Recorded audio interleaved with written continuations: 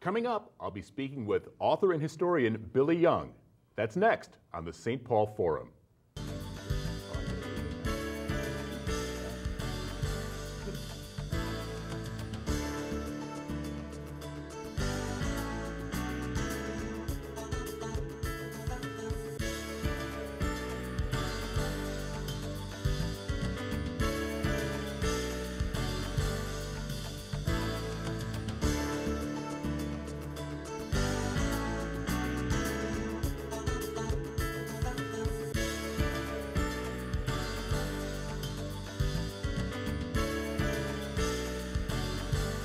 Welcome to the St. Paul Forum. I'm John Forde.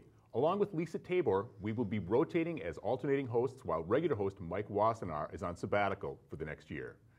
Joining me today is historian and author Billie Young.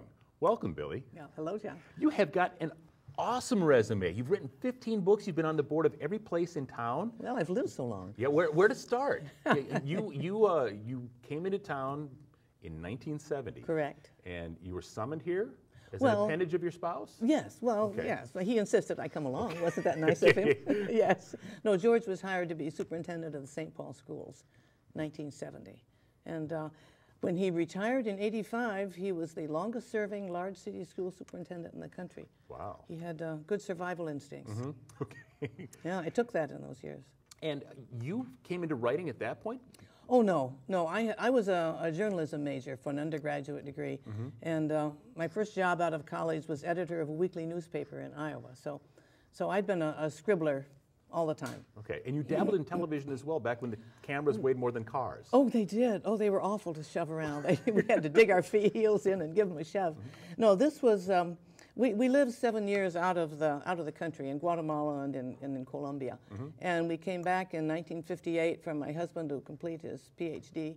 And I went to graduate school, and the communications at the University of Illinois really meant radio and television. That's so I had a double minor, that and history. So that's why I was shoving TV cameras around. And you started writing about things sort of geographically centered here. There's a great book called Cahokia about Native American burial grounds. It's the largest. Oh, it's more than that. Well, it's not just burial grounds. This is an you're asking expositive show. me. All right, Okay. all right. Well, no, you know, writers are always thinking about writing, I guess. Yeah. And a family friend from way back is an anthropologist named Mike Fowler. And I happen to know that Mike was working at Cahokia. And so I called him one day and said, why don't we do the book on Cahokia? And he agreed. He was not the writer, but he was the researcher. Cahokia is the largest archaeological site in North America. It's across the Mississippi River from St. Louis. And the centerpiece of Cahokia is Monk's Mound. It is as tall as a 15-story building still. Wow. The base of it is larger than the base of the Great Pyramid of Khufu in Egypt.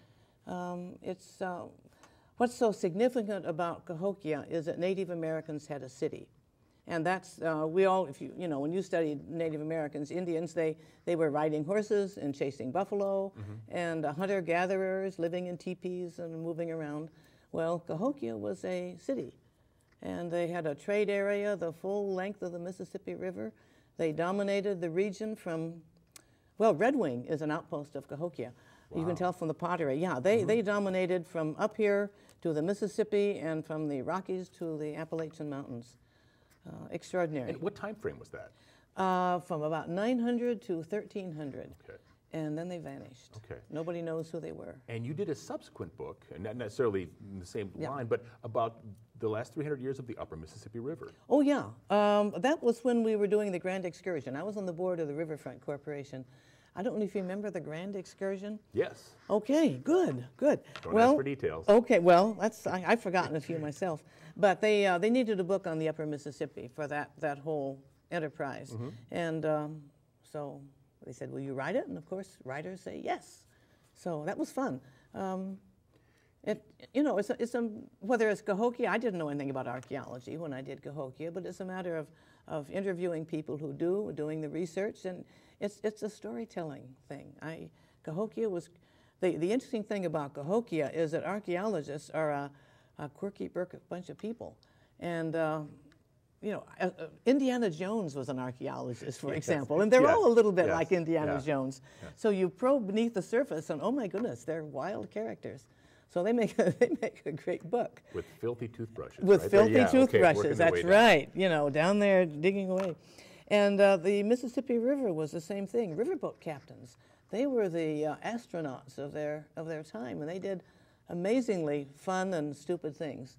And so telling the story of the river was the story of founding of all these little towns and the heroes. Every little boy wanted to grow up to be a riverboat captain. So that was fun to write about. Now, St. Paul really started like the 1830s, were the first few homes along the something waterfront? like that. Yeah, a little later. Yeah. Yeah, I thought that was like 1840s. I put 10 years on just to make it seem like you subtracted a little bit. Probably. Okay. How did you get Pig's Eye Perrant might have been here, but how did you personalize that? Is anything written down from that time frame that you were able to talk about individual stories? Yes, there's a lot.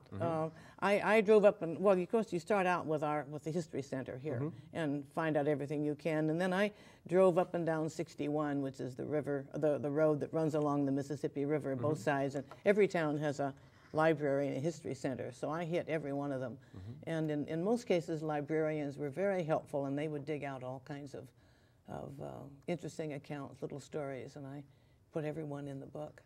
Why did St. Paul take off so strongly as it did in the first few years? Because it was the headwaters of the Mississippi. This is where boat transportation ended.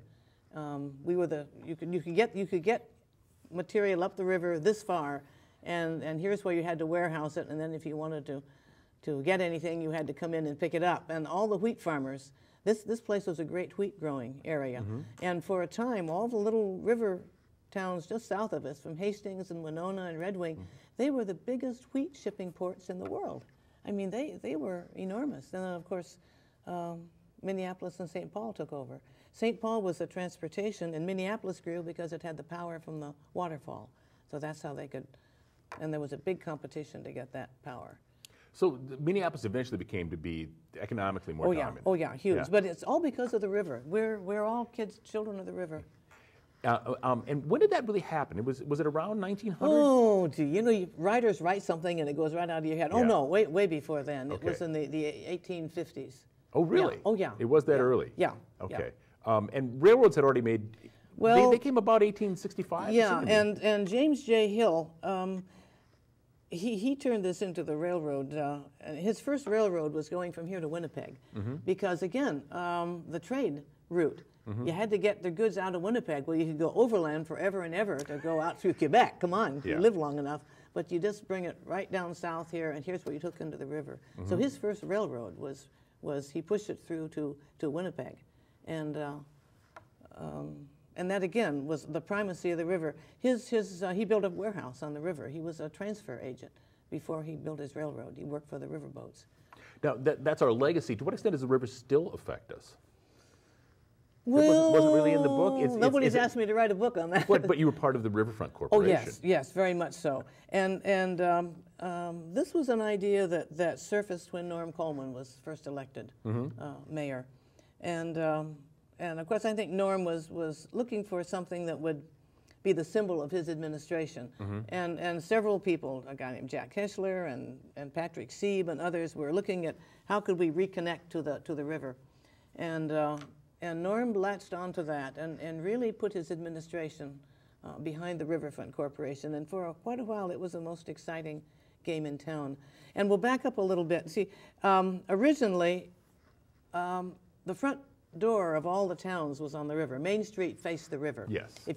So that was the place to be until the railroads came. And then the railroads came along, and they put their tracks right along the river, and suddenly that great, smoking, steaming thing with cinders, that wasn't the nice place you wanted to be. And so we turned our backs on the river, mainly because the railroads took over that spot.